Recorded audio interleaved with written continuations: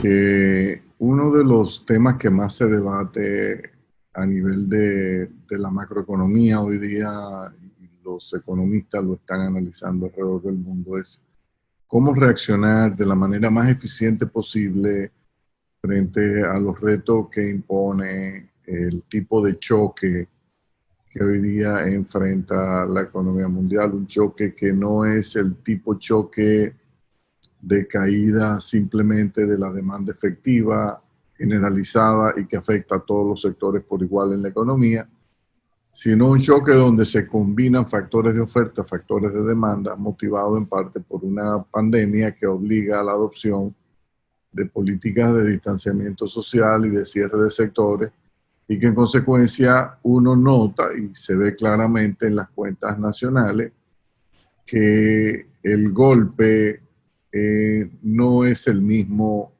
intrasectorialmente. Cuando usted ve sector turismo, sector bares y restaurantes, contrasta la caída con, por ejemplo, determinados segmentos del sector comercio o determinados segmentos de la industria o incluso de la misma área social como la salud, etcétera, se da cuenta que hay unas variaciones dramáticas. En consecuencia, cuando usted está frente a una situación como esa, lo que se dice que la teoría convencional que conocemos todos, ya sea que usted sea monetarista, ya que usted sea keynesiano, le obliga a quitarse un poco, a despojarse de muchos mitos y ver las cosas con sensatez y sentido común y entender que posiblemente usted va a necesitar un mix donde la parte fiscal va a llevar la mayor responsabilidad y una parte fiscal que no es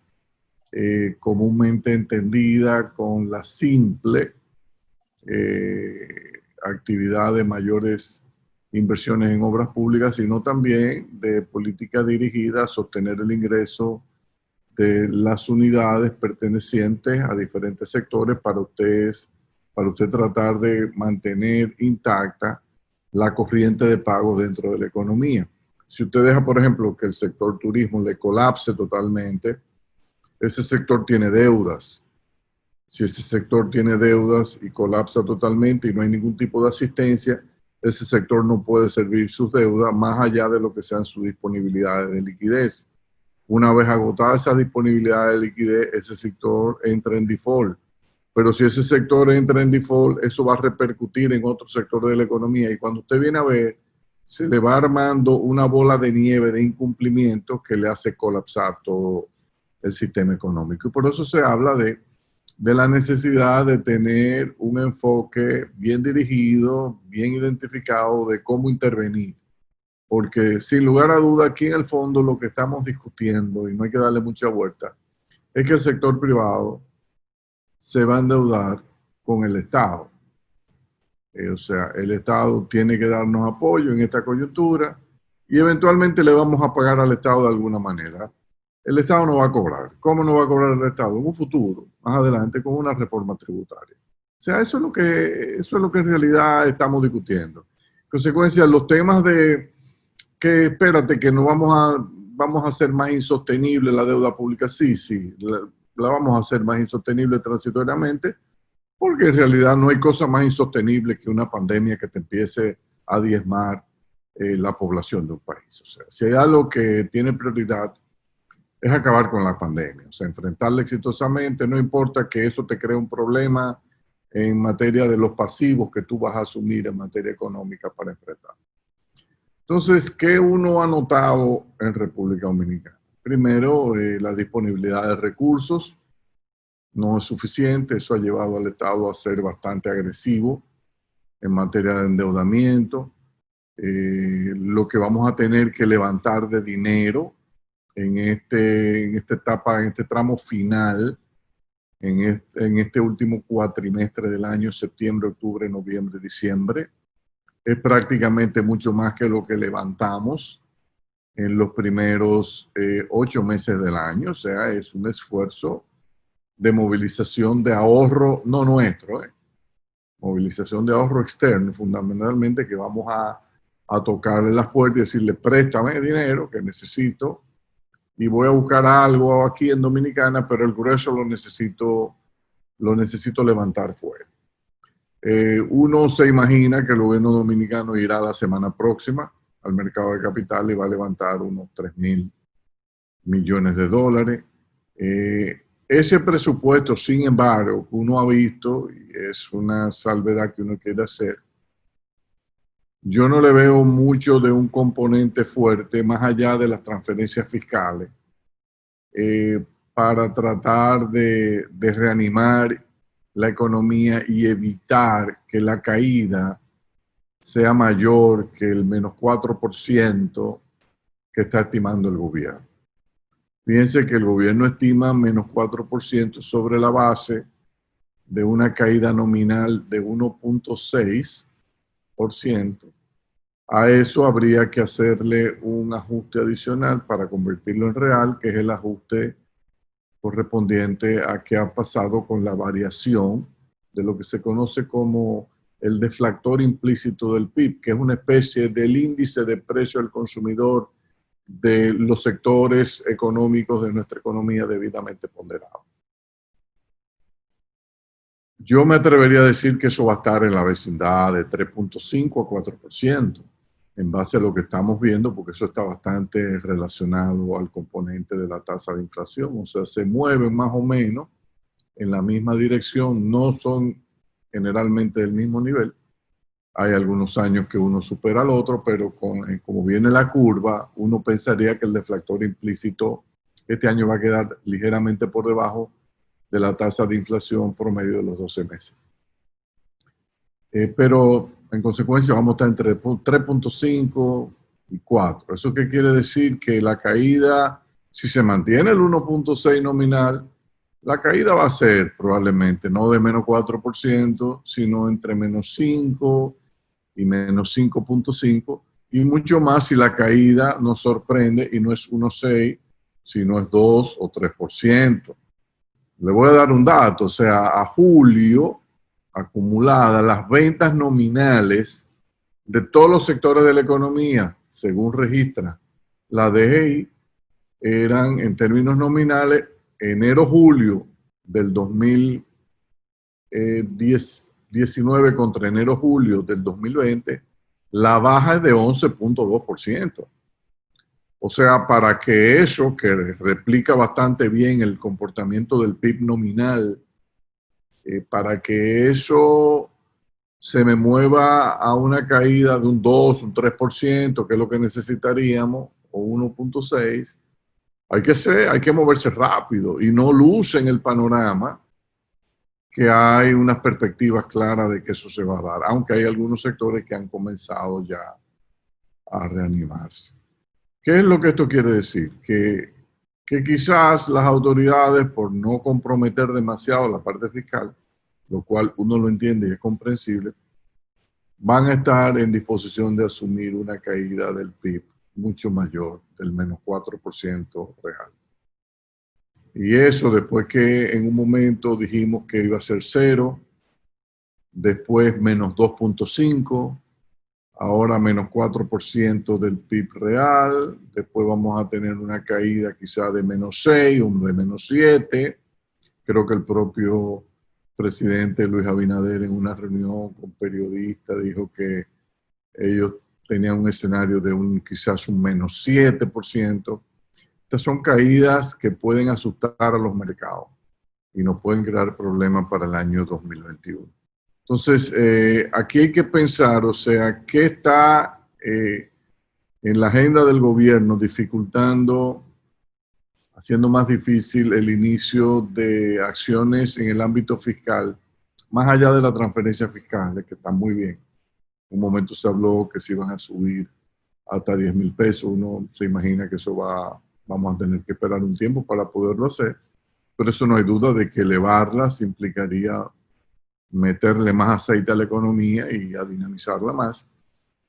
Pero hay que pensar, cuando uno ve al presidente que se está moviendo en diferentes puntos de la geografía, preanunciando obras públicas, bajo esquemas que todavía no están establecidos, si es con licitaciones o no. Uno se imagina que se van a licitar, si es de acción 100% estatal o no. por lo que uno ha visto, el gobierno está optando y dándole más importancia a las alianzas público-privadas, en cuyo caso tanto privado como público, aparte de hacer un aporte, van a tener que levantar capital. Para levantar capital, eso implica tener esos proyectos muy bien elaborados, muy bien simulados, con unas perspectivas muy claras, porque si no, el financiamiento no va a aparecer. Entonces, visto eso, uno dice, bueno, pero si el gobierno por ahí quiere reactivar, que es correcto que lo haga, y que uno apoya totalmente esas tres iniciativas, porque las tres son buenas: Manzanillo, la autopista del Ámbar, Valle de las Águilas. Las tres son fundamentales y deben formar parte de cualquier carpeta, de cualquier gobierno que tuviese en este momento el país. Lo que hay que evaluar, si no hay una opción de arrancar con esto sobre la marcha, entendiendo que lo que estamos viviendo en el país no son condiciones normales ya aquí. Nosotros estamos viviendo condiciones verdaderamente anormales, condiciones como la que vive un país como Chile, por ejemplo, si tuviese un terremoto del 8% que le destruye, qué sé yo, el 25% de su actividad económica, y necesita la acción de un gobierno que esté dispuesto a tirar todos los cañones para evitar un colapso macroeconómico. Eso es lo que vive República Dominicana con la caída del turismo y de otros sectores. Nosotros estamos viviendo una catástrofe económica, y frente a una catástrofe, yo particularmente pienso que legislaciones que son buenas para situaciones normales, como es la Ley 340 de compra y contrataciones, este marco que sirve de sombrilla a las alianzas público-privadas, todo eso está muy bien, pero eso está muy bien para situaciones normales. Yo pienso que en una coyuntura como esta habría que ver si la clase política de todos los partidos es capaz de entender la importancia y la urgencia de que el Poder Ejecutivo pueda actuar rápido y en consecuencia le quitemos las cadenas que le impiden actuar rápido. A lo que me refiero es quizás que el Congreso contemple la posibilidad de evaluar una legislación que le dé un sabático a todas las normas institucionales en materia legal que obligan al gobierno y al Poder Ejecutivo a tener que agotar una serie de pasos que para ejecutar estas obras, por ejemplo, le podría tomar 1 año y medio, 2 años. O sea, a iniciarlas de manera agresiva. En consecuencia, ver si es posible crear algún mecanismo transitorio que le dé al Poder Ejecutivo plenos poderes, ya sea a través de un decreto supremo o cualquier otro tipo de alternativa, que permita manejar esta economía como que estamos en una economía de guerra y que necesita un liderazgo fuerte arriba en el Ejecutivo que ejecute y que después sobre la marcha el Congreso vaya validando estas acciones siempre y cuando se desenvuelvan dentro de un marco de total transparencia. Yo creo que se puede ser transparente y veloz al mismo tiempo. Yo no creo que la transparencia requiere que adoptemos el paso de la jicotea en una situación en que la economía requiere que el Ejecutivo se mueva como una liebre. Eso es lo que yo estoy sintiendo cada vez más preocupación, que veo al Poder Ejecutivo atado de las manos porque hay un marco institucional que lo limita mucho y quizá aquí se necesitan acciones rápidas. Y yo creo que ha llegado el momento de que para echar a andar esta economía con todos los cañones fiscales, nosotros debemos ser lo suficientemente realistas y la clase política darle al Poder Ejecutivo las municiones que realmente necesita para poner esto a caminar. Mira, Andy, a ver, tú creo que has dado un marco bastante amplio, ¿verdad? Desde las restricciones fiscales que estamos enfrentando, y como tú dices, el gran tema es que el dinero se acaba. Esto no es para siempre. Entonces la flexibilidad no puede ser monetaria por siempre. Ya estamos viendo cómo los niveles de inflación se están acercando al límite superior, que te voy a ser honesta, en situaciones como esta también hay que tener esa flexibilidad monetaria, que eso suba por encima del límite superior. Hemos tenido mucha flexibilidad monetaria, hemos tenido con el nuevo complementario, también flexibilidad fiscal desde la perspectiva puramente económica, que como bien tú dices, se ha concentrado básicamente en continuar con el tema de apoyo a los más vulnerables, ¿verdad? Pero, como bien dices también, esto es un paquete completo. Nosotros, quizá inclusive para el corto plazo, como bien dice, lo que tenemos que garantizar que otros mecanismos, además del gobierno, también operen. Y como me comentabas en el día de ayer, decía, mira, yo veo la construcción que se está moviendo un poco. Bueno, pues ¿cómo hacemos para que no solamente la construcción, sino otros sectores comiencen a moverse? Y ahí es que entra lo que tú bien dices, que bueno, ¿cómo hacemos que el gobierno empuje la economía, no desde un punto de vista solamente de consumo, sino desde un punto de vista de producción? Lo peor que no puede pasar es la destrucción del capital, la postergación de las inversiones. Yo creo que hemos ido aprendiendo en el tiempo cada vez más. Primero fue solamente apoyo a los hogares, después, bueno, tenemos que ser más flexibles, abrir un poco la economía, después combinar apertura económica con apertura en el flujo de personas.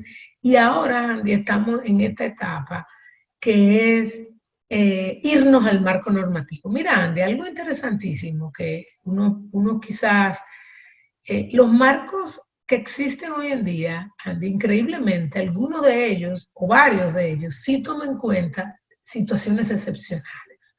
Si tú te vas, por ejemplo, a la ley laboral contempla todo el tema de que el empleador se acerque al empleado de manera proactiva a negociar condiciones, en aquellas condiciones cuando hay un choque transversal que afecta a toda la economía. O sea, existen dentro de esta normativa, nosotros pensamos que no, a cápita, y hay que verlo bien, donde se estipula, y yo me sorprendí mucho al verlo en la normativa laboral, donde se estipula situaciones de estrés económicos que afectan a la economía de manera transversal, donde esto va ahí. Ahora, como tú bien dices, Andy, el tema de, a veces confundimos transparencia, ¿ok?, con rigidez. La transparencia dar información es transparente. Dar exceso de información en ocasiones puede llegar hasta ser peligroso. Te voy a decir un ejemplo. La ley de acceso a la información te permite tener acceso a muchísimas cosas, pero asimismo en ocasiones hay líneas grises donde tú podrías estarle dando información de una persona en particular económica a otra que posiblemente tiene un pleito legal con esa persona o no tiene buenas intenciones, definitivamente. Entonces, tenemos que ponderar ese tema entre la transparencia, que yo estoy totalmente de acuerdo como tú. Yo creo que la gente tiene que saber en qué se gasta su dinero, tiene que saber qué están haciendo las autoridades, deben saber cuando hay temas de anomalías. Yo creo que el fortalecimiento del Ministerio Público es parte de un proceso de transparencia fuerte, donde debe ser el Ministerio Público muchas veces la entrada para tú obtener informaciones que van más allá de las informaciones regulares, porque entonces nos convertimos muchas veces en que no solamente yo soy un ciudadano que vota, sino que yo te puedo gestionar desde muchas formas. Yo veo tu plan de gobierno, yo te voto, yo te doy a ti un pequeño tema de confianza al ponerte ahí, ponerte a decidir quién trabaja contigo. Pero después yo puedo hacerte invertir el 80% de tu tiempo en que tú me des información a mí. Entonces a veces hablamos de estados grandes. Las oficinas de acceso a la información hoy en día se están haciendo cada vez más grandes, porque la cantidad de información que la gente está requiriendo, entonces los portales de transparencia se van ampliando. Y yo creo que eso es un trabajo para economías como las nuestras, que somos economías con mucha falta de institucionalidad. Ese ha sido el paso para, mira, déjame corregir algunas faltas de institucionalidad con esta gran apertura al acceso a la información. Y estoy de acuerdo. Pero como tú dices, nosotros estamos en un tema de emergencia. Eso no quiere decir dejar de ser transparente. Todo lo contrario. Lo que quiere decir es, si tú le vas a dar al gobierno flexibilidad y agilidad, entonces exígele un poquito más en la transparencia de cómo está haciendo esa flexibilidad y eso. Entonces aquí, digamos, sí aplica, ya tenemos el marco normativo, para darle mayor flexibilidad y desde otro punto de vista exigirle más transparencia. Hoy en día tú dices, bueno, mira, tenemos que ser abiertos en estos marcos normativos, es cierto.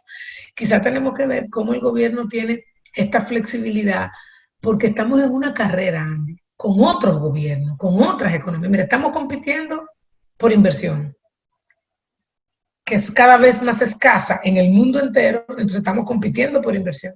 Estamos compitiendo por financiamiento, estamos compitiendo por los turistas, estamos compitiendo por hasta los hubs de comercio. O sea, hoy en día estamos en competencia. Cuando tú estás en competencia, tú tienes que tener la flexibilidad de hacerlo muy rápido. ¿Okay? Cuando hay competencia en un mercado restringido, entonces el otro tema es la flexibilidad. Y hoy ya entonces sí tenemos el marco normativo para decirte, estoy dando más flexibilidad, pero tengo el tema de acceso a la información. Yo te puedo, tú me tienes que dar información todos los días y más rápido de lo que tú estás haciendo.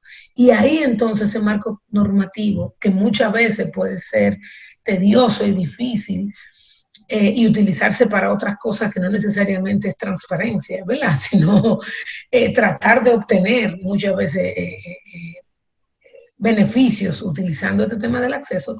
Entonces, hoy ese marco normativo toma o esas acciones toman más énfasis cuando tú le dices al Estado, entonces te voy a dar flexibilidad, pero voy a ser más duro exigiendo tu información. Nos vemos en un próximo segmento porque se nos acaba.